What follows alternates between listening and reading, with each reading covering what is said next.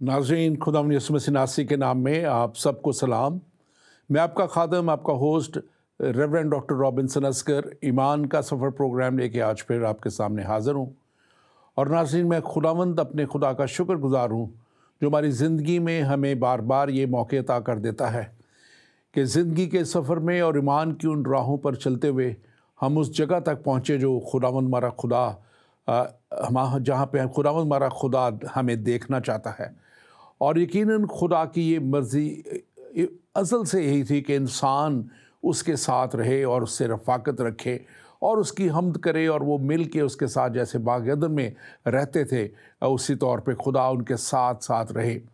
लेकिन इंसान, हम सब जानते हैं कि गुनाह का मुर्तकब हुआ, और बाग अदन के उस गुनाह ने जो खुदा की हज़ूरी में हुआ, खुदा ने इंसान को वहाँ से फिर निकाल दिया, और फिर इंसान इस दुनिया में जो है वो तितर बितर हुआ। और बहुत से हमने मराहिल देखे। आजकल जो हम ये सिलसिला शुरू किए हुए हैं क्रिएशन का, पैदाइश की किताब का, तौरेत की पहली किताब जो पैदाइश की किताब है, जो खुदा ने अपने बंदा अपने नबी मूसा के वसीला से लिखवाई। और हम देखते हैं कि कैसे खुदा ने इब्तिदा में तमाम चीज़ों को पैदा किया और फिर इंसान को पैदा किया, इंसान को बनाया, और फिर कैसे इंसान गुनाह में बढ़ता चला गया, और फिर वो सैलाब, जिसको नूह का तूफ़ान और सैलाब, पानी का सैलाब कहा जाता है, उसके वसीला से उस तमाम गुनाह को और दुनिया को खुदा ने पाक किया, साफ़ किया, और सिर्फ 8 जाने जो नूह और उसका घराना बचा। और फिर वहाँ से फिर हम देखते हैं कि गुनाह फिर बढ़ता गया, और खुदा की मर्ज़ी शुरू से यही रही है कि इंसान गुनाह से तौबा करे और इंसान उस जो है जगह तक पहुँचे जो खुदा ने इंसान के लिए तैयार किया। यकीनन खुदा किसी की हलाकत नहीं चाहता। कलाम मुक़द्दस बाइबल यानी हमें बताती है कि खुदा किसी की हलाकत नहीं चाहता, बल्कि चाहता है कि हर एक की नौबत तौबा तक आए। और इसीलिए खुदा बार बार इंसान को ये मौके देता रहा। और फिर हम देखते हैं कि खुदा ने एक शख्स इब्राहिम को चुना और उसको बुत परस्त घराने से निकल जाने के लिए कहा, और उसको कहा कि मैं तुझे इस वादा की सरज़मीन में लेके जाऊंगा। और हम देखते हैं कि खुदा इब्राहिम और उसके साथ यकीनन उसके जो खिदमतगुज़ार लोग थे और उसकी बीवी सारा जो थी वो उसके साथ निकली, और वहाँ से वो निकलकर एक ऐसे मुल्क में जो खुदा ने जिसका वादा किया था कि मैं तुम्हें दूंगा। और ये यकीनन वो अहद था जो खुदा ने इब्राहिम से किया था कि मैं तुझे एक मुल्क दूंगा। और हम देखते हैं कि कैसे खुदा ने उसको उस मुल्क तक, मुल्क कैनान तक पहुंचाया। और फिर उस मुल्क कैनान में हम देखते हैं कि इब्राहिम को खुदा ने एक वादा किया कि मैं तेरी औलाद को आसमान के सितारों की मानद और रेत के ज़र्रों की मानद तुझे दूंगा। और लेकिन इब्राहिम की औलाद हम देखते हैं कलाम मुक़द्दस में, इस पैदाइश की किताब में, कि वो उस वक्त तक जो है पैदा ना हुई जब तक कि खुदा का वो वादे का फ़र्जंद जिसको उसने वादा किया था वो ना आया। और आज का हमारा मौज़ू भी यही है, वादे का फ़र्जंद कौन। और क्योंकि हम देखते हैं कि खुदा के इस बंदा इब्राहिम ने, क्योंकि वो 75 साल की उम्र का था जब उससे ये वादा किया गया, और यकीनन सारा उससे कुछ साल छोटी थी जो उसकी बीवी थी। और हम देखते हैं कि इन दोनों के साथ खुदा का वादा था कि मैं तुम्हें एक फ़र्जंद दूंगा जिससे तुम्हारी नस्ल कहलाएगी। और फिर हम ये भी देखते हैं कि जब काफ़ी साल गुजर गए, और लिखा है कि 75 साल की उम्र में ये वादा हुआ, और इब्राहिम जब 86 बरस का हुआ, और वो इस वादे के यकीनन मुंतज़िर थे, इंतज़ार में थे कि कब ये वादा पूरा हो। लेकिन खुदा अभी उनकी ज़िंदगियों में काम कर रहा था। खुदा अभी उन्हें उस कामलियत के दर्जे तक लेके जाना चाह रहा था, क्योंकि खुदा ने उससे एक बड़ी कौम को बनाना था, और एक बड़ी कौम का वो बुज़ुर्ग और बड़ी कौम का वो नबी और पेशवा ठहरना था। इसलिए खुदा उसे कामलियत तक लेके जाना चाहता था, और वो कामलियत अभी तक खुदा को उनमें नज़र नहीं आ रही थी। और इसीलिए हम देखते हैं कि 86 साल की उम्र में उसकी बीवी सारा उससे कहती है कि तू मेरी लौंडी को जो है ले और इससे औलाद पैदा कर, और वो अब जिस्मानी तौर पे उस वादा को पूरा करने की कोशिश कर रहे हैं। यहाँ ये बात मैं कहूँगा कि ये एक जिस्मानी उनकी कोशिश थी, जो उन्होंने खुदा के वादा को पूरा करने के लिए अपनी जिस्मानी कोशिश को उन्होंने से करना पूरा करना चाहा। और हमारा ये प्रोग्राम ख़ास तौर पे इसलिए कि हम आपको कलाम की सच्चाइयाँ बताएं। ईमान का सफ़र आपको कलाम की सच्चाइयों तक लेके जाने के लिए है। और मैं आपसे ज़रूर कहूँगा, इससे पहले हम आगे बढ़ें, हमारे आज गेस्ट अभी थोड़ी देर में हमारे साथ जो आएंगे, एवेंजलिस्ट सैमसन सैमुअल, उनके साथ भी हम इस सारे टॉपिक को, आज के मौजू को, के वादा के जो असल जो है वादा का जो फर्जंद है वो कौन है, तो हम इसमें ख़ास तौर पे इन सारे पहलुओं को देखेंगे कि क्या वो मराहिल थे जिनमें से इब्राहिम गुज़रा, सारा गुज़री, और कैसे उन्होंने अपने ज़ोर में उनको जो वादा था उसको पूरा करने की कोशिश की। और हम ये भी देखते हैं कि जब इब्राहिम और उसकी जो बीवी सारा ने अपने तौर पे ये शायद समझ लिया कि अब हमारी जिस्मानी हालत ऐसी नहीं कि हम इस जो सारे काम को कर सकें, हम इस सारी जो वादा को देख सकें पूरा होता हुआ। और ये वो वक्त था कि जब मैं समझता हूँ कि उन्होंने अपने ज़ोर में इसको पूरा करने की कोशिश की। और खुदा के कलाम के मुताबिक हम देखते हैं कि उस वक्त जो सारा ने जो है वो अपनी लौंडी जो हाजरा थी, ये एक मिस्री लौंडी थी, और उस दौर में हम जानते हैं कि लौंडियाँ जो हैं वो बहुत सी ये एक हिस्सा हुआ करती थी उस कल्चर का, उस माशरे में ऐसा होता था। और हम देखते हैं कि इब्राहिम ने सारा ने इब्राहिम को कहा कि तू मेरी लौंडी ले और इससे तू औलाद को पैदा कर और हमारे लिए औलाद हो, ताकि ये वादा वो पूरा हो सके। और यकीनन इब्राहिम ने उसकी बात को माना। और यही वो कमी थी, यही वो कमज़ोरी थी जो खुदा अभी ईमान की कमज़ोरी, ईमान की कमी, कम एतकादी जो थी, खुदा उसको दूर करना चाह रहा था। लेकिन अभी हम ये भी देखते हैं कि उससे फिर एक औलाद पैदा होती है। लेकिन जब वो लिखा है कलाम मुक़द्दस में कि जब हाजरा जो है उम्मीद से हुई और उसने देखा कि अब वो औलाद पैदा करने वाली है, तो कलाम मुक़द्दस में हम फिर ये भी देखते हैं, यहाँ पे लिखा है पैदाइश की किताब, और उसकी हम अगर 16वां बाब और उसकी 9 से 12 तक देखें तो लिखा है कि हाजरा के हामला होने के बाद हाजरा ने सारा को हकीर जानना शुरू कर दिया। और यही वो बात थी जिसकी वजह से सारा ने फिर उस पर सख्ती शुरू कर दी, क्योंकि उसने देखा कि इसने मुझे हकीर जानना शुरू किया है। और फिर हम देखते हैं कि उसकी इस सख्ती के वसीला से और उसके रवैये, जो हाजरा का रवैया था, उसकी वजह से ये सख्ती जब सारा उससे कर रही थी, तो हाजरा जो है वो वहाँ से भाग गई। और लिखा है कि वो भाग के दश्त में चली गई, बहुत से दूर निकल गई। और वहाँ पे हम देखते हैं कि खुदा का फरिश्ता जो है वो उसको मिलता है। और ये चीज़ भी ख़ास तौर पे हम देखते हैं कि जो लौंडी थी उस दौर में उसकी सानवी हैसियत होती थी, सेकेंडरी उसकी हैसियत होती थी। एक जो बीवी की हैसियत है उससे उसकी हैसियत एक सानवी थी, सेकेंडरी हैसियत होती थी। और इसलिए जो ये सारा खुदा का वादा था उसको हम देखते हैं कि वो अपने ज़ोर में पूरा करने की जब कोशिश कर रहे थे, तो उसमें हम देखते हैं कि सारा और इस जो उसकी लौंडी हाजरा का जो इख्तलाफ एक ऐसा सामने आता है। और हम ये भी देखते हैं कि ये इख्तलाफ जो है ना सिर्फ उस दौर में था बल्कि आज तक ये इख्तलाफ चलता चला रहा है। हम इस पर आगे जाके थोड़ी सी बात करेंगे। और हम ख़ास तौर पे इस बात को भी देखेंगे कि अब खुदा का फरिश्ता जो है, हम 11वीं आयत में देखते हैं इसी 16वें बाब की, कि उसमें लिखा है, और खुदा के फरिश्ता ने उससे कहा कि तू हामला है और तेरे बेटा होगा और उसका नाम इस्माइल रखना, इसलिए कि खुदावंद ने तेरा दुख सुन लिया।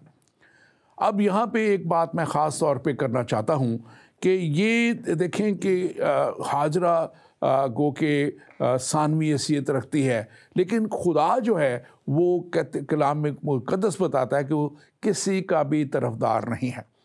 और वो इस वक्त हाजरा की भी फ़िक्र कर रहा है, और हाजरा के लिए भी वो फरिश्ता, खुदा का फरिश्ता आता है और उसको तसल्ली देता है और कहता है कि तू हामला है, तेरे बेटा होगा और तू उसका नाम इस्माइल रखना, इसलिए कि खुदावंद ने तेरा दुख सुन लिया।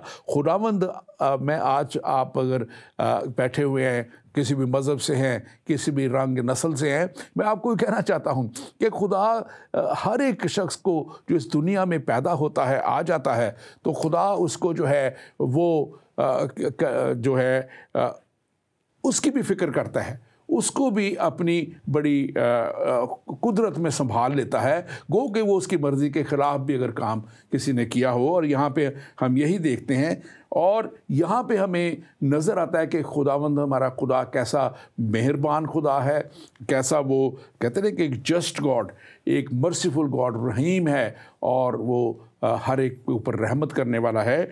और यहाँ पे हम ये भी देखते हैं कि वो उसको ये भी कहता है फरिश्ता कि तू वापस चले जा, और वापस चले जा और अपने आप को हाजरा के जो है कब्ज़ा में कर दे। 9वीं आयत में लिखा है, खुदा उनके फरिश्ता ने हाजरा से कहा तो अपनी बीबी के पास लौट जा और अपने आप को उसके कब्ज़ा में कर दे। तो यहाँ फिर इस बात को कलाम मुक़द्दस बता रहा है, खुदा का फरिश्ता कह रहा है कि तू अपने आप को सारा के कब्ज़ा में कर दे। यानी कि ये बात कि सारा का एक रुतबा मुक़द्दम था।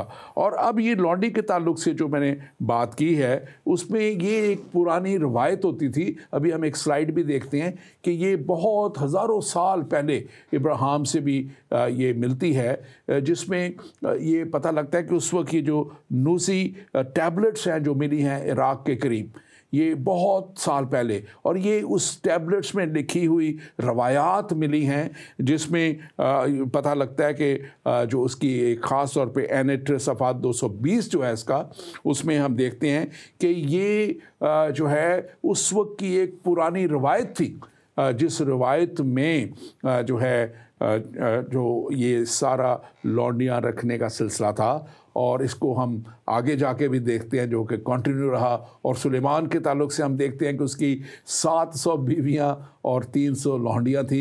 यकीनन ये खुदा का प्लान नहीं था, खुदा की तरफ से नहीं था, ये इंसान की अपनी ख्वाहिश है जो उसको ऐसी ख्वाहिशात में जो खुदा के कलाम के ख़िलाफ़ घेर लेती हैं। आज का सब्जेक्ट जैसे मैंने आपको बताया था कि वादे का फ़र्जंद कौन, इस पे आज हम बात कर रहे हैं। और मेरे साथ इस वक्त स्टूडियो में मौजूद हैं Mubashar Samuel. Welcome to the show. आपको वेलकम हम करते हैं। God bless you. आपके लिए खुदा के हम शुक्रगुजार हैं।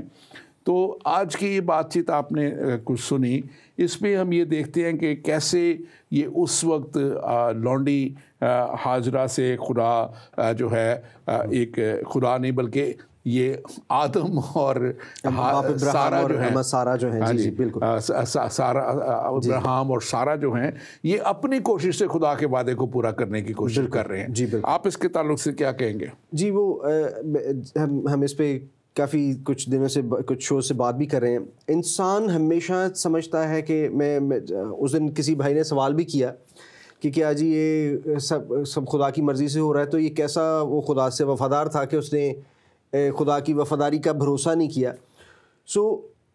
बात यह है कि इंसान अपनी जगह पे सोचता है कि वो बेहतरी पैदा कर दे, लेकिन खुदा का अपना काम करने का एक तरीका है, और उस तरीके को हम जानते हैं कि उस तरीके में खुदा अलाउ कर देता है कुछ चीज़ें। There is a perfect will of God and there is a permissive will of God. So बाज़ औक़ात खुदा परमिसिव विल के थ्रू कहता है कि आप कर लो। और मुझे तो वैसे ज़ाती तौर पे मैं अपनी अगर आपको बात बताऊं तो मुझे लगता है कि ये खुदा के प्लान का हिस्सा था, क्योंकि इस्माइल का नाम रखा जाना से लेकर उसको बरकत देने, उसे बादशाहों का वादा करना, ये सब खुदा के प्लान का हिस्सा है। और वही बात आप देख लीजिए कि हमारे जो इस्माइल के उससे चलने वाले लोग हैं, क्योंकि बाप इब्राहिम ने उनको निकाल दिया घर से अम्मा सारा के कहने पर, जो कि खुदा की तरफ से कॉन्स्टिट्यूट भी हुआ कि जी हाँ जी ये सही कह रही है, इसकी बात मान लो। जब उनको निकाल दिया तो हम देखते हैं कि उसके बाद आज तक आप देख लीजिए कि बनी इस्माइल जो हैं वो खुदा को आका कह लेंगे, उनको मालिक कह लेंगे, उसको बाप नहीं कहेंगे, क्योंकि there was a rift created between father and the son. और क्योंकि बाप और बेटा, और ऐसा नहीं है कि बाप बेटे से प्यार नहीं करता था, बेटे से बेइंतहा प्यार करते थे बाप इब्राहिम अपने बेटे से। वो उनकी ज़िंदगी के 86वें साल में जाके वो बेटा पैदा हुआ। इट मीन्स कि वो उनका बड़ा दिल अजीज़ था, बहुत ख़ास उसकी इम्पोर्टेंस थी। लेकिन क्योंकि खुदा ने कह दिया कि ये तुम्हारी ख्वाहिश का से है, तुम्हारी अपनी कोशिश से है, वादे का फर्जंद जो है वो मैं दूंगा। और वो वादे का फर्जंद कैसे होगा, अब देख लीजिए कि खुदा ने हमारी निजात का इंतज़ाम भी खुद से कर रखा है। उसका वादा भी खुदा ने, जब बाप आदम और अम्मा हवा से गुनाह हो गया तो निजात के लिए भी इंतज़ाम खुदा ने किया और कहा कि मैं उसका इंतज़ाम करूँगा। और उसका हम देखते हैं कि उसका ज़बरदस्त बात यह है कि खुदा ने ही वादा किया कि मैं निजात का इंतज़ाम करूँगा। सो इसी तरह खुदा ने ही वादे की नस्ल का भी वादा क्योंकि बाप इब्राहिम से किया था। तो उन्होंने कहा कि जी जिस बेटे को आप समझ रहे हो कि ये मेरा बेटा है, बेशक आप उससे प्यार करते हो, लेकिन ये वादे के साथ मिक्स नहीं हो सकता। सो इसलिए उस बेटे को उन्होंने जाने के लिए भी कहा। और ये बड़ा ज़रूरी था कि हम इस बात को समझें कि थैंक यू वेरी मच। मैं इससे पहले कि हम आगे बढ़ें, मैं अपने नाजरीन से कहूँगा कि आज के इस प्रोग्राम को ज़रूर शेयर कीजिए, क्योंकि आगे जाके हम बहुत अहम बातचीत जो बहुत से लोगों की ज़रूरत है, ताकि इस बात को समझना कि वादे का फर्जंद असल में कौन था, क्या इस्माइल था या इसहाक था, हम इस पे बात करने वाले हैं। और उसको हम कलाम के मुताबिक आपको बयान करेंगे कि कलाम मुक़द्दस क्या कहता है इसके ताल्लुक से। और ज़रूर आप इस प्रोग्राम को शेयर कीजिए। हमारे पेज ईमान के सफ़र को आप लाइक कीजिए। ईमान का सफ़र फेसबुक पेज भी है, हमारा यूट्यूब पेज भी है। आप इन दोनों पेजेस पे हमारे सारे प्रोग्रामों को देख सकते हैं। और हम ख़ास तौर पे आप शुक्रगुजार भी हैं कि आप हमारे सारे प्रोग्राम को ना सिर्फ देखते हैं, शेयर करते हैं, बल्कि हमें बहुत अच्छा रिस्पॉन्स इनका मिल रहा है, बहुत अच्छे व्यूज़ इसके जा रहे हैं। हम उसके लिए भी आपका शुक्र अदा करते हैं। और जहाँ जहाँ भी आप हैं, आप ज़रूर इन प्रोग्रामों को बाद में भी शेयर कीजिए। ये हमारा प्रोग्राम ज़िंदगी टीवी पे zindagiTV.com पे आप देख सकते हैं। अब आप एशिया सैट के ऊपर, अगर आप सैटेलाइट में मिडल ईस्ट में या कोई दूसरे कंट्रीज़ में हैं, आप सैटेलाइट पे इसको देख सकते हैं, एशिया सैट 7 के ऊपर देख सकते हैं। और फिर हमारा फेसबुक पेज जो ज़िंदगी टीवी का है, वो पाक ज़िंदगी पेज है, आप उस पर भी देख सकते हैं। और इन सारे पेजेस को आप ज़रूर शेयर कीजिए, इस प्रोग्राम को शेयर कीजिए। और आपका अगर कोई भी सवाल है तो आप हमें +1 585 542 5900, ये हमारा ख़ास व्हाट्सएप नंबर है आज के इस प्रोग्राम के लिए, जो हमेशा के लिए होता है, बल्कि इसको नंबर को आप नोट कर रखें। और आपका कोई सवाल हो तो आप इस पे हमें ज़रूर भेजें, हम इसका जवाब आपको ज़रूर देंगे।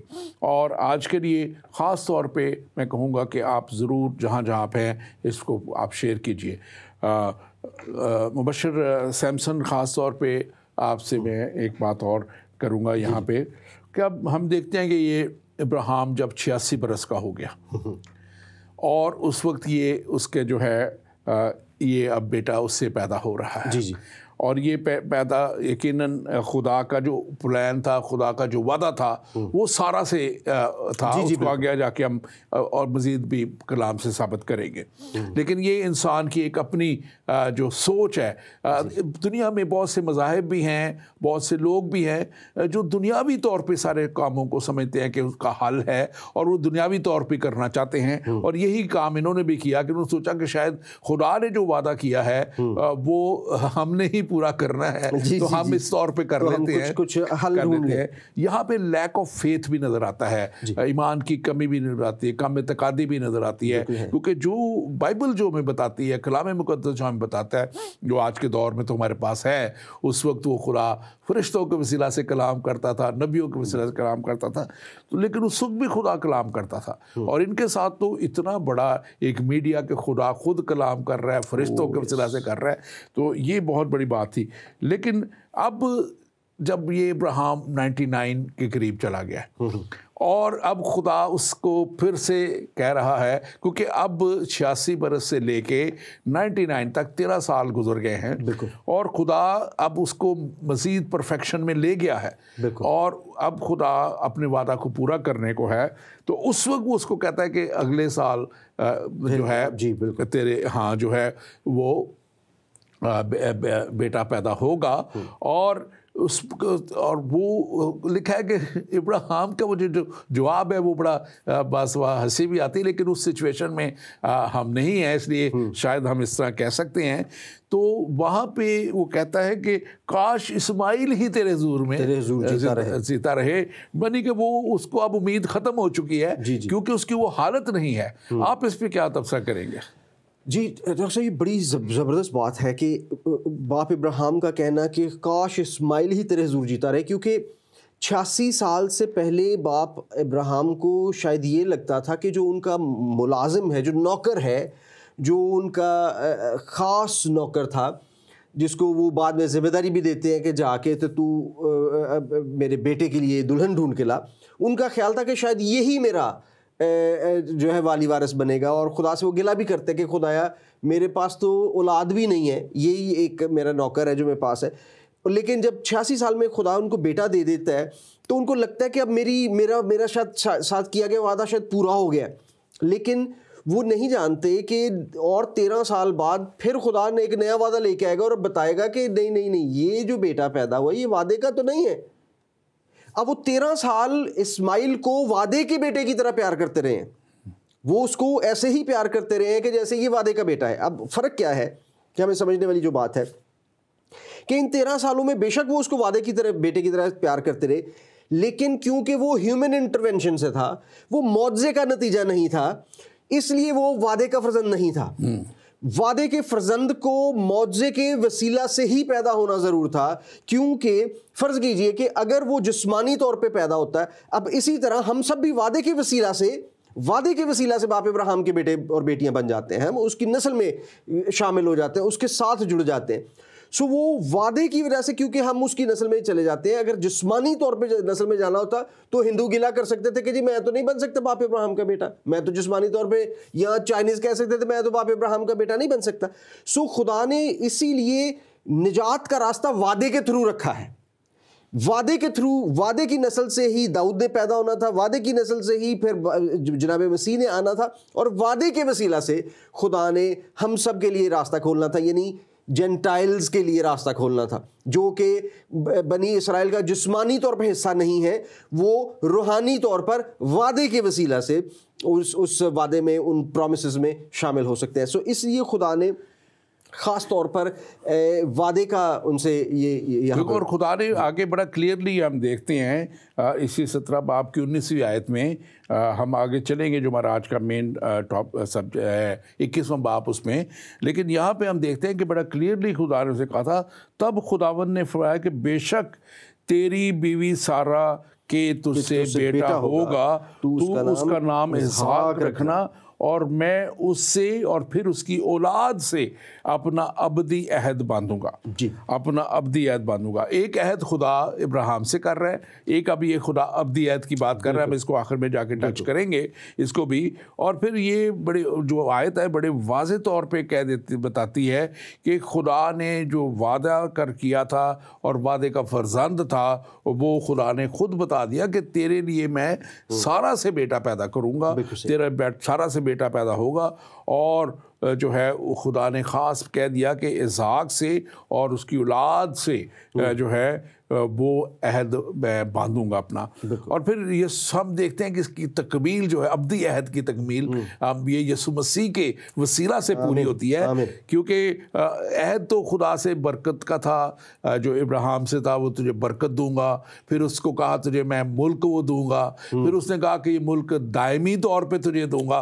खुदा अपने अहद की जो है ना एक्सटेंशन करता रहा, और इसी अहद की जो फुल एक्सटेंशन है वो हमें यीशु मसीह में जाके पूरी नजर आती है। आप इसके ताल्लुक से ज़रूर बात कीजिए। जी डॉक्टर साहब, ये बड़ी मैं हमेशा कहता हूँ कि पैदाइश की कमाल ये है कि पैदाइश के हर सफ़े पे आपको जनाब मसीह मिल जाते हैं। जनाब यीशु हर सफ़े पे मौजूद हैं। यहाँ पर भी ख़ास तौर पर इस चैप्टर पे जब हम आते हैं, इसहाक का पैदा होना जो है, बाय द वे मैं आपको बताता चलूँ, इसहाक दुनिया का पहला बच्चा था जिसका 8वें दिन पे खतना हुआ था। उससे पहले कभी किसी का 8वें दिन खतना नहीं हुआ था। खतना बाप इब्राहिम का जब हुआ वो 99 ईयर्स के थे, इस्माइल का जब हुआ तो वो 13-14 बरस के थे। तो इसलिए सबसे पहला बच्चा जिसका 8 दिन के ऊपर खतना हुआ वो जनाब इसहाक थे। और वो हम देखते हैं कि पीछे जब खुदा ने कहा था कि मैं नया अहद बांधूंगा तो तुम्हें 2 चीज़ें करना ज़रूरी है। 2 चीज़ें वो ये कि खुदा ने की कि एक उनसे कहा कि तुम खतना करो, दूसरा तुम्हारे नाम चेंज कर दूंगा। तो ये नए अहद की निशानी है। सो वो नए अहद में खुदा उनको उनके साथ अहद बांध दिया। अब यहाँ पे हम देखते हैं कि खुदा ने जनाब इसहाक को एक कमाल सिमिलैरिटीज़ अता की हैं जनाब मसीह के साथ। सो हम जानते हैं कि खुदा का कलाम में बयान करता है कि नई चीज़ें जो हैं, पुरानी चीज़ें जो हैं वो आने वाली चीज़ों का साया थी। सो मसीह हमें कैरेक्टर ऑफ इसहाक में भी, इस जनाब इसहाक के कैरेक्टर में खुदा यीशु मसीह मिलते हैं। आप देख लीजिए, इनको कंपेयर करके देखिए। चंद एक चीज़ें करेंगे। कुछ स्कॉलर्स ने इस पर इतना काम किया हुआ है कि उन्होंने 100 से भी ज़्यादा सिमिलैरिटीज़ जनाब इसहाक और जनाब मसीह के बीच में ढूंढ रखी हैं। लेकिन मैं चंद एक की बात करता हूँ। मसलन फ़र्ज़ कीजिए कि आप जनाब मसीह जो है वो भी मौजज़ा के नतीजा में पैदा हुए और जनाब इसहाक भी मौजज़ा के नतीजे में पैदा हुए। दोनों का बपतिस्मा 8वें दिन हुआ। दोनों बाप के इकलौते कहलाते हैं। हालांकि आप ज़रा गौर कीजिएगा, बाप इब्राहिम को जब वो अगले 22वें चैप्टर में खुदावंद कहेंगे कि इसको जाके कुर्बान कर दे, तो वहाँ पे इस्माइल मौजूद है। इस्माइल मतलब मौजूद वहाँ पे फिजिकली मौजूद नहीं है, लेकिन बेटा तो मौजूद है ना, जिंदा है इस्माइल। लेकिन खुदा उसको कह रहा है कि तूने अपने इकलौते बेटे को उससे दरेग ना रखा, इसलिए तेरी कुर्बानी, तेरा टेस्ट तो पास हो गया। सो इसी तरह हम देखते हैं कि खुदा जो जनाब मसीह हैं उनके बारे में खुदा कहता है कि खुदा ने तुझसे ऐसी मोहब्बत रखी कि उसने अपना इकलौता बेटा बख्श दिया। वो वाहिद बेटा है। हम भी बेटे बेटियां हैं, लेकिन इकलौता बेटा जनाब मसीह ही है। सो ये एक सिमिलरिटी है। फिर हम देखते हैं कि दोनों की कुर्बानी जो है वो माउंट मोराया पे हुई है। फिर हम देखते हैं कि दोनों जब पहाड़ी पे चढ़ रहे थे तो दोनों ने लकड़ियां उठाई हुई हैं। जनाब मसीह ने सलीब उठाई है, उसने लकड़ियां उठाई है। हालांकि गधा था उनके पास। जनाबे बाप इब्राहिम जब जनाब इसहाक को लेके जा रहे थे उनके पास गधा था, लेकिन वो छोड़ दिया ताकि वो चीज़ को पूरा किया जा सके, जो खुदा उनसे जो सिमिलैरिटीज़ की पॉइंट्स है। फिर आप ये देखिए कि जनाब मसीह की दुल्हन कौन है? वो जेंटाइल्स हैं, बाहर से निकले हुए लोग हैं। जनाब इसहाक की दुल्हन भी जेंटाइल थी। She was not an Israelite, she was from उनके बाप इब्राहिम के बेटे की भाई की पोती थी, बल्कि सॉरी उनकी पोती थी। लेकिन वो उस वादे के अंदर से नहीं है, वो भी जेंटाइल है, दूसरी कौम से आई है। खुदा यीशु मसीह की दुल्हन भी दूसरी कौम से आई है। सो इस तरह बहुत सी सिमिलैरिटीज़ हैं जो कि हम देखते हैं और हम इस बात को समझ सकते हैं। और भी हम आगे जब जाएंगे, आगे के चैप्टर्स जब देखेंगे तो उनमें बहुत से और पॉइंट्स हैं जिनको हम देख सकते हैं कि जनाब इसहाक जनाब मसीह का प्रीव्यू थे और बहुत सारे उनके काम और उनकी जो बातें हैं वो मौज़ाती तौर पे मसीह से। यहाँ हमारे पास एक सवाल है, इसको पहले ज़रा ले रहे हैं। हमारी कोई बेटी बहन है सारा, पाकिस्तान से, और वो लिख रही हैं कि एक्चुअली मेरा माइंड इस बात को एक्सेप्ट नहीं करता कि जो विमेन सर्वेंट होती थी वो सेकेंडरी वाइफ क्यों होती थी। ये तो गलत बात है। तो एक्चुअली ये जो ट्रेडिशन ही थी ये किसी भी तौर पे खुदा की तरफ से नहीं थी। ये ट्रेडिशन जो उस वक्त चल रही थी, उस इलाकाई तौर पे थी या उस वक्त की थी, और मैंने वो स्लाइड भी शुरू में दिखाई कि वो रवायात में ये बातें मिलती हैं। तो ये वो रवायात हैं जो गैर कौमों ने डाली हुई थी, और ये गैर कौमों की रवायात थी जिसे खुदा ने इसीलिए फिर अब्राहम को चुना था, और फिर इसीलिए खुदा ने याकूब को इसराइल कहा था और इसराइल कौम को चुना था, ताकि इन सारी बातों को खुदा जो है बेहतर तौर पे जो है वो स्ट्रीमलाइन करके एक बुनियाद ऐसी दे सके। और फिर जब शरीयत दी गई तो शरीयत में कहीं भी कोई किसी लौंडी के लिए नहीं जिक्र, कोई नहीं कहा गया कि लौंडियाँ होनी चाहिए और लौंडियाँ रखी जा सकती हैं या इतनी रखी जा सकती हैं, ये पिछले दौर की बुत परस्त ज़माने की या उस वक्त के लोग जो थे उनकी रवायात थी, जो जैसे आपने कहा कि ये गलत है। ये यकीनन जो बीवी होती थी, जैसे बादशाह अपनी मलका रखते थे और जो एक होती थी जो मलका कहलाती थी, बाकी बहुत सी और बीवियाँ होती थी, फिर बहुत सी और उनकी जो कनीज़ें होती थी, बहुत सी और ऐसी औरतें होती थी। जैसे मैंने भी शुरू में कहा था कि सुलेमान बादशाह ने भी जब वो खुदा से दूर चला गया, जब तक वो खुदा के साथ था, वो कोई ऐसे गलत काम में नहीं पड़ा और वो खुदा से हिकमत लेके दानाई लेके चलता रहा और खुदा उसको बरकत पर बरकत देता गया। लिखा है कि 40 साल तक सुलेमान की हुकूमत में कोई लड़ाई कोई जंग नहीं हुई, जबकि उससे पहले उसके बाप ने बहुत सी जंगें लड़ी थी।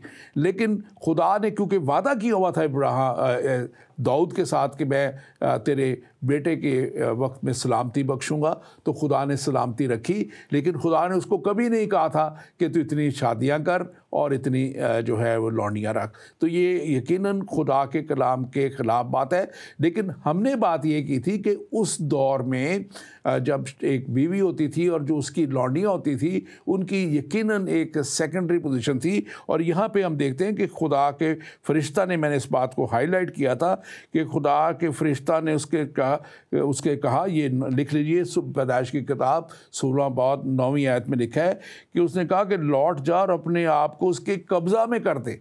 तो अगर वो बराबरी की होती तो कब्ज़ा में क्यों कर देती, खुदा का फरिश्ता उसको कहता। तो इसलिए ये यकीनन उसकी सेकेंडरी पोजीशन थी और जो कि एक माशरती, फिर से कहूँगा, काम था। आप अगर कुछ ऐड करना चाहें इसमें। डॉक्टर साहब बड़ा अच्छा इसका एनालिसिस किया है। हकीकत में बिल्कुल ऐसे ही है। आप देख लीजिए, हिंदू कल्चर में देख लीजिए, एक रानी, बहुत सी रानियाँ होती थी लेकिन एक महारानी होती थी।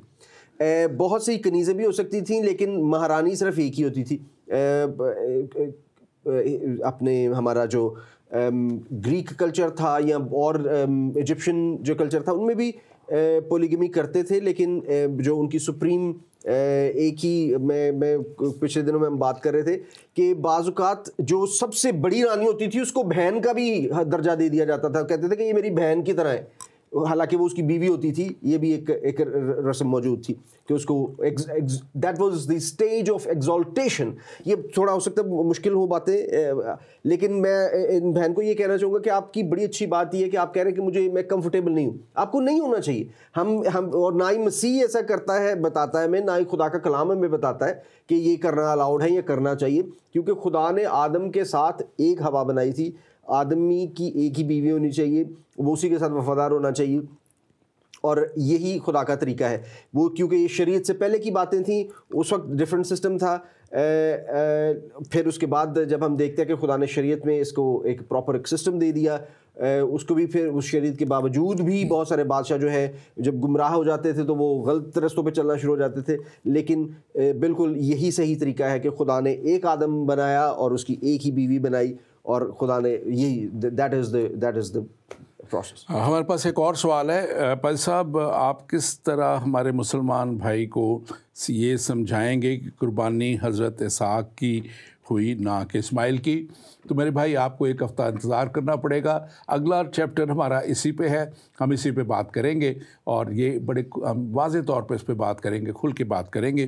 तो आपको नेक्स्ट प्रोग्राम ज़रूर अपने उन मुसलमान दोस्त को भी कहिए देखें, और आपके लिए भी हम लेके आएंगे। आगे मज़ीद बढ़ते हुए हम देखते हैं, वक्त क्योंकि काफ़ी हमारा गुजर रहा है, कि अब ये जब लिखा हुआ है 21वें बाब में जब हम आ जाते हैं कि तब उसने यानी सारा ने इब्राहिम से कहा कि इस लौंडी को और उसके बेटे को निकाल दे, क्योंकि इस लौंडी के बेटे का मेरे बेटे इसहाक़ के साथ वारिस, ये मेरा बेटे इसहाक़ के साथ वारिस ना होगा। अब फिर यहाँ से बड़ी क्लियर बात आ रही है कि अब सारा क्यों कर रही है, हम इस पे भी बात करेंगे, क्योंकि वो जो है जब उसका दूध छुड़ाया गया, हम इसके ऊपर आगे जाके तफसीलन बात करेंगे इसहाक़ का, तो उस वक्त ये उसका लिखा है कि मजाक उड़ा रहा था, ये उसके साथ ठट्ठे में उसको उड़ा रहा था, और वो छोटा था, वो 3-4 साल की उसकी एज होगी, और ये उस वक्त 16-17 साल का था इस्माइल जो था। तो उस वक्त ही सारा ने देख लिया था कि अब ये 1-2 रुख चल पड़े हुए हैं और ये चलेगा। और लिखा है कि फिर इब्राहिम को अपने बेटे के बायस से लिखा है कि बात ये नहायत बुरी लगी, नहायत बुरी मालूम हुई, क्योंकि ज़ाहिर है उसका बेटा था बेशक लॉन्डी से था, उसका बेटा था, लेकिन जो बात यहाँ है उसके आप तबसरा कीजिएगा कि खुदा अब उसको सेकंड कर रहा है सारा को। 12वीं बात में ये बड़ी इंपॉर्टेंट चीज़ है। यहाँ पे खुदा की हम इंटरवेंशन देखते हैं कि खुदा इंटरवीन कर रहा है, क्योंकि अब सारा कह रही है इसहाक को नहीं, इसको इब्राहिम को बात पसंद नहीं आ रही है। अब खुदा उसको कह रहा है 12वीं आयत में, खुदा ने इब्राहिम से कहा तुझे इस लड़के और इसकी और अपनी लौंडी के बायस बुरा ना लगे, जो कुछ सारा तुझसे कहती है तू उसको मान, क्योंकि इसहाक से तेरी नस्ल का नाम चलेगा। बड़े वादे तौर पे यहाँ पे आ गया है कि वादे का फर्जंद कौन है, किससे नस्ल चलनी है। आप इस पर बात कीजिए जी। ये बिल्कुल बात सही है और ये बिल्कुल ऐसा ही है, क्योंकि अब एक इंसानी तौर पे हम देखें तो हमें इस चीज़ का एहसास होगा कि बाप इब्राहिम को ये फ़िक्र बिल्कुल सता रही थी कि ये कहीं सहरा में मर ना जाएं। और डॉक्टर साहब, अभी जब मैं इसराइल गया हुआ था तो हमें बेरशीबा जाने का भी इत्तफाक हुआ। पैरान के दस्त तक हम, पैरान का जो रेगिस्तानी इलाका है डेड सी का, वो वहाँ तक भी हम गए। वो वाक़या ही बड़ी हॉस्टाइल जगह मालूम होती है, दूर दूर तक रेत ही रेत, सुनसान इलाका है और बिल्कुल कोई। तो बाप इब्राहिम को बिल्कुल उसकी फ़िक्र थी, लेकिन बाप इब्राहिम को ये बात बिल्कुल खुदा की तरफ से बावर हो चुकी थी कि खुदा ने क्योंकि कहा है तो मेरा खुदा कादिर है करने में। उसने कहा है कि मैं इस बेटे से भी, पिछले 17वें बाब में भी खुदा ने कहा कि मैं इससे बड़ी कौम बनाऊंगा, इसका ख्याल रखूंगा। और हम यहाँ पे भी देखते हैं कि खुदा ने बाप अब्राहम को साफ कहा कि तू इसको जाने दे, और वो उन्होंने बाप अपनी बीवी की बात, इस बात पे मान ली, क्योंकि वादे का फर्जंद जो था उसके बीच में।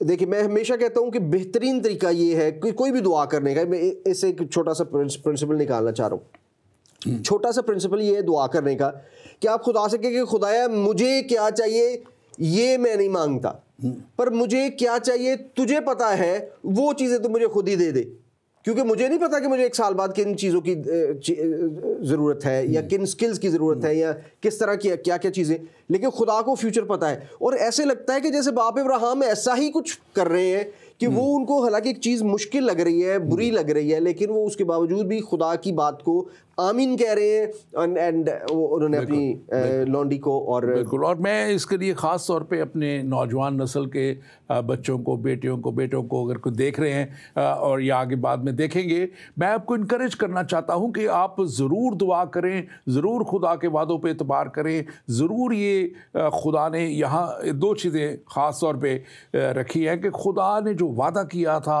खुदा उसे भूला नहीं। उसमें देर इसलिए हुई कि खुदा उन दोनों को परफेक्ट कर रहा था, सारा और इब्राहिम को परफेक्ट कर रहा था। अगर आज किसी आपके काम में देर हो रही है तो आप ज़रूर अपना जायज़ा लें कि क्या कहीं कोई ऐसी गलती तो नहीं आप कर रहे, कहीं कोई ऐसी बेतकादी तो नहीं है, बेईमानी तो नहीं है, या कोई ऐसी बात तो नहीं है ज़िंदगी में जिसे दूर करने की ज़रूरत है। और ये वो वजह थी जो उनके डिले हुई। और दूसरी बात ये भी थी कि खुदा उन्हें दिखाना चाह रहा था कि आइंदा आने वाली नस्लें भी इस बात को देखें कि ये एक मोजज़ा किया है। जबकि हालत 100 साल में बिल्कुल नहीं होती औलाद पैदा करने की, उस हालत में आज भी बनी इस्राएल कौम उसको कहती है कि वो मिरेकल चाइल्ड था, और खुदा यही चाहता था। दूसरी बात मैं ख़ास तौर पे आप कहना चाहता हूँ कि जब ये बेटा इस्माइल भी पैदा हो गया, और इस्माइल जब पैदा हुआ है तो खुदा ने उसको भी जो है उसकी भी हिफाजत की है। अभी जो बात हम कर रहे थे कि वो जब निकल भी गए हैं तो खुदा ने वहाँ भी उनके लिए मुहैया किया, वहाँ भी उनके लिए कुआं खुदा ने मुहैया कर दिया जहाँ से उस जो प्यास बड़ी लगी हुई थी उनको वो मिटा सके। प्यास से इंसान जो है ना वो खाना कुछ अर्सा ना खाए तो फिर भी बच जाता है, लेकिन प्यास जो है डिहाइड्रेशन करके बहुत जल्द मौत हो जाती है। लेकिन खुदा उसकी भी फ़िक्र करता है, खुदा हर एक की फ़िक्र करता है। इसलिए आप ज़रूर अपने जो भी मुनाजात है, जो भी आपकी खुदा के ज़ुर्म इल्तिजा है, दुआ है, आप ज़रूर से रखें और ये भरोसा रखें और ईमान रखें कि खुदा पूरा करने की कुदरत रखता है और वो पूरा करेगा। और आप देखेंगे कि आपके लिए आपके मुअय्यन वक्त पे जैसे कलाम में लिखा है कि वो अपना पहला और पिछला मी मुअय्यन वक्त पे बरसाता है, वो ज़रूर आपके लिए मुहैया करेगा। आगे बढ़ते हुए लिखा है कि ये अब मसला जहाँ से पैदा हुआ, क्यों इसको छोड़ना पड़ा, और लिखा है कि जब उसके दूध छुड़ाने का वक्त था, जो कि उस वक्त में 2 से 5 साल तक के बच्चों का दूध छुड़ाया जाता था, तो इब्राहिम ने एक बड़ा फंक्शन किया, एक बहुत बड़ा दावत की है। और वहाँ पे सारा ने देखा, जो 21 बाब की 9वीं आयत, और सारा ने देखा कि हाजरा मिस्री का बेटा जो उसके इब्राहिम से हुआ था ठट्ठे मारता है, और ये उस वक्त उसकी उम्र इस्माइल की तकरीबन 16 बरस की थी। तो ये ख़ास तौर पे इस बात को भी देखने की ज़रूरत है कि उस वक्त भी इस्माइल का जो हसद था वो वादा के फरजान के वाज़े हो गया था। और इस पे हम थोड़ी सी अगर आप बात करना चाहें तो ज़रूर कीजिएगा। जी, मुझे ऐसे लगता है कि अभी हम बाज़ुकात हम इस ख़ास तौर पे पाकिस्तानी क्रिश्चियंस के बारे में डॉक्टर साहब मैं कहूँगा कि हम मुसलमानों को कुछ मैं जानता हूँ कि हम प्रोसिक्यूट होते हैं, हमारे साथ बड़ी ज़्यादती होती है, लेकिन बाज़ुकात ऐसे लगता है कि हम बहुत ग्रीवेंस भी रखते हैं उनके लिए, और वो उस ग्रीवेंस की वजह से, क्योंकि जो हमारे हालात हैं, हमें बाइबल में इस्माइल हमेशा एक नेगेटिव कैरेक्टर नज़र आता है। हालांकि हम देखें तो आगे जाके जब बाप इब्राहिम की डेथ होती है तो इस्माइल मौजूद हैं। अब जब डेथ हुई है तो बाप इब्राहिम के 5 और बेटे भी हैं। बाप इब्राहिम की कुतूरा से जो 5 के 6, मुझे गलती अगर नहीं लग रही तो वो बेटे भी मौजूद हैं। उनका जिक्र नहीं लिखा हुआ कि वो बाप इब्राहिम के पास मौजूद थे, लेकिन बाप इब्राहिम जब जा रहे हैं, जब दुनिया से अपनी लोगों में इकट्ठे किए जा रहे हैं, तो वहाँ पे इस्माइल मौजूद है। और इसीलिए आप देखेंगे डॉक्टर साहब, ये बड़ी मज़ेदार बात है, ये अब बड़ी समझने वाली बात, अरबियों की इसराइलियों के साथ हमेशा बनती है। ये पाकिस्तान, श्रीलंका और ये मलेशिया में बैठे मुसलमानों की नहीं बनती उनसे। आप देख रहे हैं कि वो दे कंसिडर कि we are part of family, लेकिन पाकिस्तान में आज भी इतना ज़्यादा गलत मुआद दिया जाता है मौलवी हजरात की तरफ से लोगों को कि वो बेचारे परेशान है कि हकीकत क्या है। बिल्कुल, हम इसके बात करते हैं मज़ीद, और मैं अपने नाजरीन से कहूँगा कि आप ज़रूर इस प्रोग्राम को शेयर कीजिए, हमारे फेसबुक पेज ईमान के सफ़र को आप लाइक कीजिए। और फिर मैं बताता चलूँ, मुझे बहुत से लोग पूछ रहे हैं पाकिस्तान से, ये मेरी किताब जो है आखिर ज़माना में क्या होगा, एंड टाइम्स के ऊपर है। आखिर ज़माना में क्या होगा, ये आपको MIK से मसीही इशात खाने से मिल जाएगी, या हमारा जो ऑफिस है रावलपिंडी में G46 लियाकत रोड पे IFGF के ऑफिस से, वहाँ से आपको मिल जाएगी। और भी जगहों पे हम इसको पहुँचाने की कोशिश कर रहे हैं, आप वहाँ से इसको ले सकेंगे। आप ज़रूर इसको किताब को लीजिए और देखिए, क्योंकि आखिर ज़माना बहुत से बड़े खादमीन कह रहे हैं कि अब बिल्कुल करीब आ चुका है। अब मुबशर सैमसन आपके साथ में आगे बढ़ता हुआ, अब इसकी हम थोड़ी सी जिस्मानी और जो रूहानी बात जो आप कर रहे थे, इसकी इम्प्लीकेशन हमें नए अहदनामे में नज़र आती है, क्लियरली नज़र आती है। क्योंकि हमारे अफसोस के साथ कहना पड़ता है कि बहुत से लोग जो हैं पाकिस्तान में, वो जो हमारे मुसलमान भाई ख़ास तौर पे, वो हर बात को जिस्मानी तौर पे लेते हैं। जब मसीह को खुदा का बेटा कहा जाता है तो उसको कहते हैं क्या खुदा ने शादी की, वो सब बातों को। लेकिन इसकी रूहानी इम्प्लीकेशन हमें देखते हैं कि जो है जिस्मानी और रूहानी पहलू इसके जो है, उसमें रोमियो 9 बाब उसकी 7 से 12 आयत, पौलुस रसूल का ख़त, और लिखा है कि ना इब्राहिम की नस्ल होने के सबब से सब फर्जंद ठहरे, बल्कि ये लिखा है कि इसहाक ही से तेरी नस्ल कहलाएगी। अब ये नए अहदनामे में आके हम यहाँ देख रहे हैं कि इब्राहिम की नस्ल से होने के सबब से फर्जंद नहीं ठहरे, बल्कि लिखा है कि इसहाक ही से तेरी नस्ल कहलाएगी, यानी जो वादे का फर्जंद था, जो स्पिरिचुअल खुदा ने बात की थी। और यानी 8वीं आयत में लिखा है, यानी जिस्मानी फर्जंद खुदा के फर्जंद नहीं, बल्कि वादा के फर्जंद नस्ल गिने गए। जो वादा के फर्जंद थे, जो इसहाक से थे, वो नस्ल गिलेंगे, और खुदा ने उन्हीं से ही वादा किया कि मैं तेरी नस्ल को जो है वो ये सारी रूहानी बरकतें और ये मुल्क जो मैंने वादा किया तुझे दूंगा। और 9वीं आयत में लिखा है, क्योंकि वादा का कौल ये है कि मैं उस वक्त के मुताबिक आऊँगा और सारा के बेटा होगा। अब ये वादा था और ये खुदा ने पूरा किया है, and this is a spiritual promise. और ये स्पिरिचुअल प्रॉमिस पूरी हुई फिज़िकली उनके लिए, जो खुदा ने उनसे वादा किया था।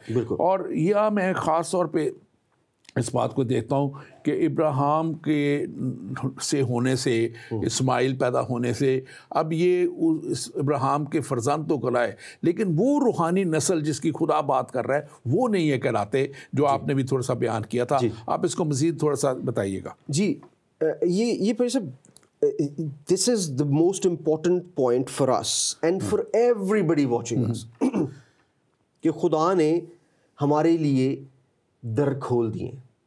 आप हिंदू दलित हैं, हिंदू ब्राह्मण हैं, आप फारसी हैं, पारसी हैं, अफ़गानी हैं, उज़्बेक हैं, दुनिया के किसी मुल्क से, किसी रंग, किसी नस्ल से हैं, आप उस वादे का इस्तेमाल करके, उस वादे के पे बेस जो खुदा ने हमारे लिए रास्ता खोला है, अगर आप डॉक्टर साहब उसको ले लेते हैं तो खुदा ने आपके लिए वादे के दरवाजे खोल रखे हैं। और वो वादा ये है कि जो भी मसीह को अपना शख्सी निजात दहिंदा कबूल कर लेता है। बिल्कुल। और इसमें एक ख़ास बात जो 17 बाब 19 आयत में लिखी हुई है, तब खुदा ने फरमाया, अब ये बात याद रखें कौन फरमा रहा है, खुदा फरमा रहा है, कह रहा है तू उसका नाम इसहाक रखना और मैं उससे और उसकी औलाद से अपना अहद जो अबदी अहद बांधूंगा, मैं उससे और उसकी औलाद से। अब ये बड़ा याद रखना कि उसकी औलाद से ही आगे कुछ आना था। बाज़ दफ़ा वो नबी का रेफरेंस दे जाए कि मैं तुझ में से,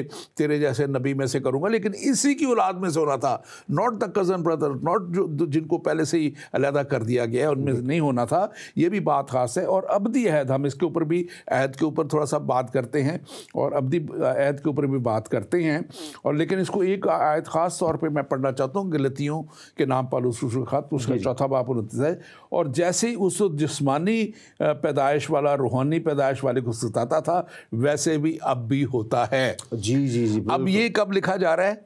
इब्राहिम के 2000 साल बाद, यीशु मसीह की पैदाइश के वक्त में ये लिखा जा रहा है। और आज हम अगर देखें तो मज़ीद 2000 साल गुजर गए और आज भी जिस्मानी पैदाइश वाला रूहानी पैदाइश वाले को सता रहा है। ये बात हमें नज़र आ रही है। 6000 ईयर्स में ये बात चली गई है, लेकिन अभी भी वो चल रहा है। और ये बड़े जो थियोलॉजियंस कहते हैं ये एंड ऑफ द डे तक चलेगी, एंड ऑफ द वर्ल्ड तक चलेगी, जो खीर ज़माना की मैंने बात की है। लेकिन अहद जो है उसमें लिखा है पैदाइश 12 बाब और 3 आयत में, और फिर 12 बाब 7 आयत में इब्राहिम से खुदा ने फिर 13 बाब में अहद किया, फिर 15वें बाब में एक्सटेंशन होती रही। पहले खुदा ने कहा कि तू निकल रहा, मैं तुझे एक मुल्क दूंगा, फिर खुदा ने उससे कहा कि मैं तुझे तेरी नस्ल को दूंगा, फिर खुदा ने कहा कि मैं तुझे हमेशा के लिए दूंगा, अब्दी दूंगा। ये मैं हवाले नहीं पढ़ रहा क्योंकि वक्त थोड़ा है। और फिर उसने हदें बताई 15वां बाब 16 आयत 18 आयत में, उसमें लिखा और खुदावन ने उस रोज़ इब्राहिम से कहा और फरमाया कि ये मुल्क जो है दरियाए मिस्र से लेकर बड़े दरियाए फरात तक पूरी उसकी हदें मुकर्रर खुदा ने कर दी। अब ऊपर से भी, नॉर्थ से भी, साउथ से भी सारी। अब ये तो बात हो गई। अब अब्दी अहद जो है, अब अब्दी अहद ना इब्राहिम के वसीला से पूरा हुआ, ना उसकी औलाद जो उस वक्त ही हुआ, लेकिन इसहाक की नस्ल से। अब ये देखें कि इसहाक जो है वो कहाँ शादी करता है? अपने मामू की बेटी से, अपनी फैमिली में जाता है। बिल्कुल। जबकि इस्माइल जाता है मिस्र में, अपनी मिस्री माँ के उसमें जाता है और गैर कौमों में, और फिर उस बहुत प्रस्तों में चला जाता है। लेकिन यहाँ पे हम देखते हैं कि अब इस नस्ल से जो इसहाक से चली है यीशु मसीह का पैदा होना, और यीशु मसीह के वसीला से ये पेशन गोई भी कर दी गई थी। जो है मैं ये पढ़ देता हूँ, फिर आप इस पर तबसरा कीजिएगा। यिर्मयाह 31 बाब और उसकी 31 से 34 में लिखा है, देख वो दिन आते हैं, खुदावंद फरमाता है, जिसमें इसराइल के घराने और यहूदा के घराने के साथ नया अहद बांधूंगा। अब नए अहद की बात यिर्मयाह नबी के मार्फत खुदावंद खुदा कर रहे हैं। और 34 में कहा, इसलिए मैं उनकी बदकारी को बख्श दूंगा और उनके गुनाह को याद ना करूंगा। अब इसके लिए कुछ सिस्टम था, आप उस सिस्टम को बताइए क्या हुआ, कैसे यीशु मसीह का आना हुआ? ये सिस्टम वही सिस्टम है कि जो खुदा ने शुरू से पहले दिन, जिस दिन गुनाह हुआ, बल्कि मैं कहता हूं कि पहला गुनाह फल खाना या हुक्मदूली नहीं था। पहला गुनाह शैतान ने सोच के साथ कर दिया था। सो गुनाह जिस दिन हो गया, खुदा को पता चल गया था कि ये बढ़ेगा, और खुदा ने उसी दिन से बर्रा तैयार कर रखा था। यानी कि उसने अपने बेटे को पहले से मुकर्रर कर रखा था, जिसकी छवि उसने पहले हमें गार्डन ऑफ ईडन में दी, फिर बाद में कलवरी की सलीब पर लटका हुआ। कलवरी की सलीब से डॉक्टर साहब मैं बात कर रहा था आपसे कि ये जनाब इसहाक, मसीह, सलीब और ये वादा और उस वादे में शमूलियत जो है उसके हवाले से हम देखते हैं कि खुदा यीशु मसीह को जब सलीब देने के लिए वहां पे लेके गया तो वहां पे एक डाकू को छोड़ा गया। उस डाकू का नाम था बराबा। उसका नाम बराबा नहीं था, उसका नाम बर अबा था। बर का मतलब है बेटा, अब्बा का मतलब है बेटे, बाप का बेटा। बर यूनस भी, बर यूसुफ, बर यह नाम देखते हैं बाइबल में हमें, बर तमाई नाम हमें इस तरह के मिलते हैं। बर का मतलब है बेटा। सो खुदा जब बाप इब्राहिम इस जनाब इसहाक को लेकर कुर्बानी के लिए माउंट मोराया पर गए और वहां पर कुर्बानी करने लगे, हाथ चलाने लगे, तो खुदा ने कहा रोक दे, ये इसको दे दे। लेकिन 2000 साल के बाद उसी माउंट मोराया पर जब खुदावंद का अपना बेटा आया तो वहां पे खुदा ने नहीं रोका, बल्कि वहां पे एक निशानी भी दे दी कि तुम्हारी ये वादे में शामिल होने का निशानी क्या है कि जो शख्स छोड़ा गया था उसका नाम था बरबा, यानी कि बाप का बेटा, आदम का बेटा। यानी खुदा ने आदम के बेटे को बचा के अपने बेटे को सूली पर कुर्बान कर दिया। और ये उमाल की किताब, उसकी 3 बाब भी देखे, मैं हवाले से दे रहा हूँ, कुछ लोग बाद में स्टडी करना चाहें। 19 बाब 21 तक देखें। बस तौबा करो। अब ये कैसे है, इसका प्रोसीजर भी आगे खुदा ने दिया है। बस तौबा करो और रुजू लाओ ताकि तुम्हारे गुनाह मिटाए जाएं और इस तरह खुदावन के हुजूर से ताज़गी के दिन आएँ। और इसके साथ साथ 20वीं आयत कहती है, और वो उस मसीह को जो तुम्हारे लिए मुकर्रर हुआ, यानी यस्सु को भेजे, यस्सु को भेजे। और इफ्सियों पहला बाप उसकी 10वीं आयत में, ताकि ज़मानों के पूरा होने का ऐसा इंतज़ाम हो कि मसीह में सब चीज़ों का मजमुआ हो जाए, और ख़्वाह आसमान की हो ख़्वाह ज़मीन की हो, सब चीज़ों का मजमुआ, यानी कि अबदी अहद जो है वो यीशु मसीह के वसीला से पूरा होना था। इसलिए यीशु मसीह को भेजा गया और उसकी कामिल और काफ़ी कुर्बानी के वसीला से ये हुआ। आप इस पर भी तब रख दीजिए। इस पर मैं डॉक्टर साहब वही कहूँगा कि देखिए, हालांकि हमें उन आयतों में जो हमने रोमियो में पढ़ी, हमें ऐसे लगता है, रोमियो 9 बाब में ऐसे लगता है कि जैसे बाप खुदा वहाँ पे कह रहा है कि नस्ल के वसीला से, इसहाक की नस्ल, पर वो इसहाक की नस्ल को जब गलतियों में जाके कंपेयर कर रहा है तो वो इन 2 खवातीन को, अम्मा सारा को और हाजरा को यरूशलेम के साथ कंपेयर कर रहा है। तो हमें नज़र आता है कि ये एक्चुअल फिजिकल नस्ल की बात नहीं हो रही, ये वादे की और जिस्मानी होने की बात हो रही है कि यानी इस्माइल को जिस्मानी फर्जंद और इसहाक को वादे का फर्जंद कहा जा रहा है। तो वादे की वजह से, उसी वादे की वजह से हम सब शामिल हो सकते हैं, यानी कि हम सब के लिए दरवाज़ा खुला हुआ है, कोई किसी किस्म की बंदिश नहीं है, कोई भी शख्स। इसीलिए हम कहते हैं कि खुदा, मेरे बच्चों ने मुझसे सवाल किया कि पापा क्या does God love gay people, does God love murderers? मैं कहा यस, ही लव्स एवरीबॉडी, वो सबको प्यार करता है, इसीलिए उसने सबकी खातिर जान दी है। उसने प्यार की इंतहा कर दी है, अब हमें अपना स्टेप लेना है। उनके एक्ट को प्यार नहीं करता, लेकिन वो एज अ इंसान, जैसे मैंने पहले बताया था, गुनाह को प्यार नहीं करता, गुनहगार को प्यार करता। और ये जो देखे ना कि यहाँ अब जो है इसका पैदा होना इस्माइल का, गो कि उस खुदा के इरादा खुद का प्लान में नहीं था, लेकिन खुदा ने उसको भी कहा और उसके लिए वादा भी किया कि मैं तुझे एक बड़ी कौम बनाऊंगा, तुझसे 12 सरदार पैदा होंगे। वो भी बहुत सारी बातें हैं जो डॉक्टर साहब, आपकी आखिरी ज़माने की किताब जो है, इसके हवाले से आप यकीन मानिए, मैं इसके पे बहुत अरसे से कुछ स्टडी कर रहा हूँ, मैं अभी उसको पेश नहीं करना चाहता, लेकिन आखिर ज़माना में इस्माइल की औलाद का बहुत बड़ा किरदार है। ये सारा जो चैप्टर क्लोज होना है, इसमें इस्माइल की नस्ल, यानी कि वो लोग जो खुदा को बाप कहने से डरते हैं, उसको बाप कह ही नहीं सकते, उनका बहुत ज़्यादा है। लेकिन खुदा मसीह में हम सबको ये आज़ादी मौजूद है कि जितने भी लोग मौजूद हैं, चाहे वो मुसलमान हैं, हिंदू हैं, जो मर्ज़ी हैं, वो आज भी मसीह को कबूल कर सकते हैं और खुदा को बाप कह सकते हैं। ये उसने हमें एक बहुत बड़ा हक दे दिया है। It's not a tiny thing, it's a very big thing. खुदा को, उस खुदा को जिसने कायनात, सिर्फ ज़मीन नहीं, पानी, आसमान नहीं, कायनात तख्लीक की है, हर चीज़ का खालिक और मालिक है, वो खुदा हमारा बाप है। I can go to him any time of the day, किसी वजू के बगैर, किसी अच्छे कपड़े के बगैर, किसी मस्जिद मंदिर उसमें हैकल में जाए बगैर, क्योंकि वो मेरा बाप है। आमीन आमीन। हमारे पास एक और बताना चाह रहा था कि हमारे साथ नुसरत शाहीन साहब हैं, इन्होंने इस प्रोग्राम को बड़ा अप्रिशिएट किया है। थैंक यू फॉर शेयरिंग, हम आपके लिए शुक्रगुजार हैं। और सारा जिन्होंने पहले सवाल किया था उन्होंने दोबारा एक सवाल किया जिसको हम अगले प्रोग्राम में लेंगे और फिर वहाँ से हम प्रोग्राम को शुरू करेंगे। आज के प्रोग्राम को अब फाइनल आप इसको क्या सम अप करेंगे? हमारे पास आखिरी 1 मिनट है, आप इसको बताइएगा। मैं सर यही कहूँगा कि खुदा ने फिर छोटी सी बात, God is always in control. There are no accidents. अगर आप टीवी पे हमें देख रहे हैं, अगर आप मोबाइल पे स्क्रीन पे कहीं पे भी हमें देख रहे हैं, that is not an accident. God has planned for you to watch us. खुदा आपको चाहता था आप ये देखें, और निजात का, वादे में शामिल होने का आपके कामों के साथ कोई मुमकिन नहीं है। कोई भी खुदा के हुजूर अपने कामों के सामने नहीं खड़ा हो सकता जी मैं बड़ा नेक, मैं बड़ा चंगा, क्योंकि बुरे कामों का हिसाब देना पड़ेगा। सिर्फ और सिर्फ एक रास्ता है, वो है हमारा मसीह, और उसने सलीब पर हमारी खातिर खून बहाकर, जान देकर, 3 दिन ज़मीन के पेट में रह के जिंदा होके हमारे लिए खुशखबरी दी है, और वो ये है कि आप सब उस वादे में शामिल हो सकते हैं जो वादा खुदा ने बाप इब्राहिम के साथ। Thank you very much evangelist Samson Samuel, आपके लिए हम खुदा का शुक्र अदा करते हैं। बड़ी अच्छी आपने तफसील से बातें की हैं, जो बड़ी गहरी बातें भी थी।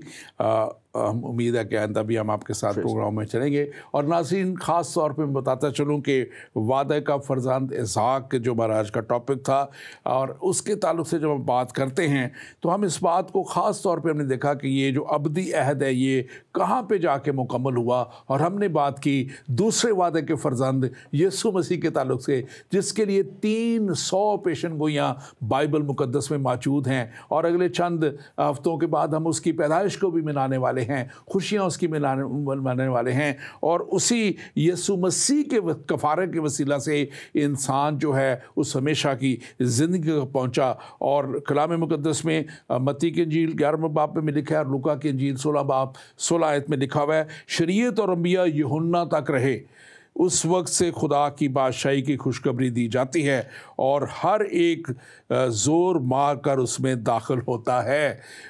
खुदा की खुशखबरी, यीशु मसीह के आने की जो खुशखबरी है वो यूहन्ना बपतिस्मा देने वाले से जो है के बाद, उसके बाद कोई नबी, कलाम कहता है कि जो यहाँ पे लिखा है शरीयत और अंबिया यूहन्ना तक रहे, यूहन्ना के बाद और कोई नबी नहीं आया, सिर्फ खुदा का बेटा यीशु मसीह आए। और लिखा है कि उस वक्त तक से खुशखबरी दी जाती है और हर एक जोर मार कर उसमें दाखिल होता है। अब जोर मारना किस चीज़ पे है? इब्लीस की सारी साजिशों के खिलाफ जोर मारना है। इब्लीस जो हमें गुनाह में खेलता है, हमें उसके खिलाफ जोर मारना है कि हम गुनाह में ना जाएं, बल्कि कलाम मुकद्दस के मुताबिक चलते हुए यीशु मसीह ने जो कहा था उसके मुताबिक ईमान लाके कि वो मेरा कफ़ारा है, उसने मेरी खातिर अपनी जान सलीब पे दे दी, और अब उसकी कुर्बानी के वसीला से और मौत और कब्र पे फतह पा लेने के वसीला से, मसीहत मौत और कब्र पे फतह पा लेने के बाद शुरू हुई, जब यीशु मसीह जिंदा हुए। और उसके बाद जो है वो काफ़ी दिनों तक अपने शागिर्दों के साथ रहे, दुनिया को वो नज़र आते रहे, और फिर आसमान पर जिंदा उठा लिए गए। और यही मैंने इस आखिर ज़माना की किताब में आपको बड़े वाज़ेह तौर पे मिलेगा कि वही वापस आएंगे और वही वापस आके दुनिया का इंसाफ करेंगे और हर एक को उसके किए का बदला भी देंगे। और लिखा है कि वो नया अहद 20वें आयत में लिखा है, लूका के इंजील 16वें बाब की आयत में, और इसी तरह खाने के बाद उसने प्याला लेकर कहा, ये यीशु मसीह के ताल्लुक से बात है, ये प्याला मेरे खून में नया अहद है जो तुम्हारे वास्ते बहाया जाता है। वो नया अहद यीशु मसीह के वसीला से पूरा हुआ। और यीशु मसीह ने खुद फरमाया जब वो सलीब पे जाने को थे, उन्होंने कहा कि मेरा बदन तुम्हारे लिए कुर्बान किया जाएगा और मेरा खून तुम्हारे लिए बहाया जाएगा, और यही बदन और खून मेरे और आपके लिए दे दिया गया ताकि हम हमेशा की ज़िंदगी पाने के लायक ठहर जाएं, और हम अपने कामों से नहीं बल्कि यीशु मसीह के कफ़ारे के वसीला से हमेशा की ज़िंदगी में शामिल हो। हमेशा की ज़िंदगी आपकी मुंतज़िर है। वादे का फरजंद इसहाक और वादे का फरजंद यीशु मसीह नासरी आपका मुंतज़िर है। क्या आप हमेशा की ज़िंदगी हासिल करना चाहते हैं? खुदावंद आपके साथ हो और खुदावंद आपकी मदद करे। आमीन।